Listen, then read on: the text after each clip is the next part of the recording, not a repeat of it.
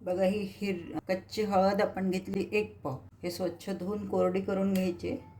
आता याला आपल्याला सोलून घ्यायचं आहे. हे हळकंड जे आहे ना, हे वाकडे तिकडे असतात, तर याचा कॉर्नरमधला जर नाही निघालं तर चाकूने काढायचं. अतिशय गुणकारी असं हे लोणचं असते. हळद आपल्याला सगळ्यांनाच माहिती आहे की हळद हे अँटीबायोटिक आहे. तर अशा प्रकारे आपल्याला सगळीच हळद सोलून घ्यायची आहे.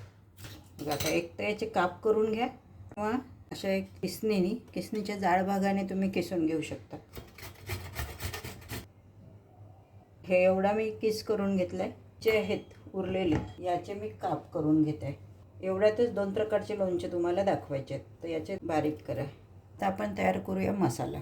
घरचा मसाला वापरतोय आपण एका लोणच्यात, आणि एक लोणचं आपण विकतच्या मसाल्याचं करूयात.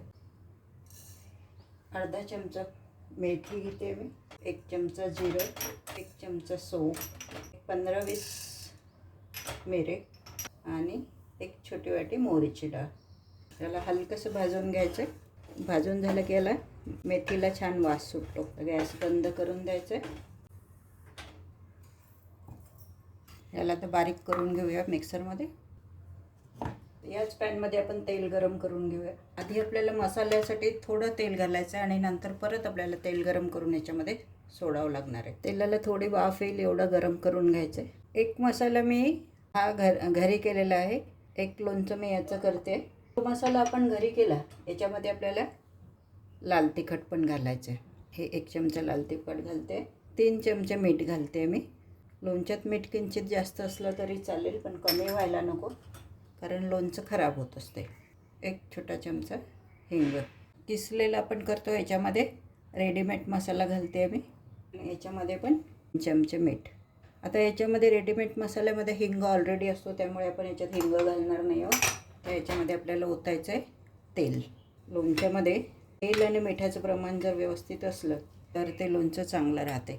याच्यामध्ये ओतायचं आपल्याला लिंबूचा रस. 2 लिंबूचा रस घेतला आहे मी. दोन्ही लोणच्यांमध्ये आपल्याला टाकायचं. छोटी वाटी गूळ किसून घेतला आहे मी, हा आपल्याला घालायचा आहे. असे वेगवेगळ्या प्रकारचे लोणचे जर असले ना जेवणामध्ये, तर जेवणाची रंगत वाढते छान. बघा हे छान आपले लोणचे तयार झालेत. आता याला आपण बरणीमध्ये भरूयात.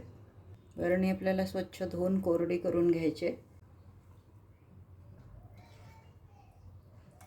बघा आपले लोणचे तयार आहेत. आता हे थोडं गार झालं की मग याला झाकण लावायचं. लगेच झाकण लावायचं नाही. आणि याच्यावर परत थोडंसं तेल टाकणार आहे मी, कारण तेल आपल्या लोणच्याचं थोडं वर असलं पाहिजे, म्हणजे लोणचं खराब होत नाही.